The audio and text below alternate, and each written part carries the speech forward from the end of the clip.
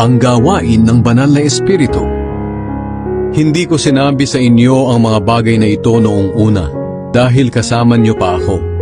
Pero ngayon ay babalik na ako sa nagsugo sa akin. At wala ni isa man sa inyo ang nagtatanong kung saan ako pupunta. At ngayong sinabi ko na sa inyo, nalulungkot kayo. Pero ang totoo, para sa ikabubuti niyo ang pag-alis ko. Dahil hindi paparito sa inyo ang tagatulong kung hindi ako aalis.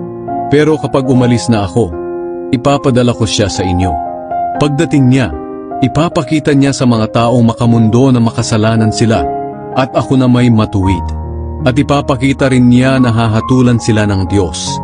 Ipapakita niya sa mga tao na makasalanan sila dahil hindi sila sumampalataya sa akin.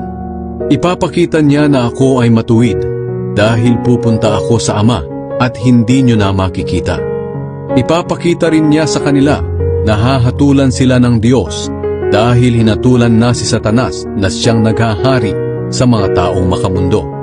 Marami pa sana akong sasabihin sa inyo, pero hindi nyo pa kayang intindihin sa ngayon.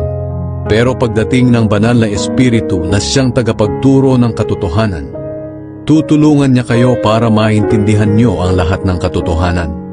Ang ituturo niya ay hindi galing sa kanya. Sasabihin niya kung ano lang ang narinig niya at ipapahayag din niya sa inyo ang tungkol sa mga bagay na darating. Pararangalan niya ako dahil sa akin manggagaling ang lahat ng ipapahayag niya sa inyo. Ang lahat ng nasa Ama ay nasa akin. Kaya sinabi kong sa akin manggagaling ang lahat ng ipapahayag niya sa inyo.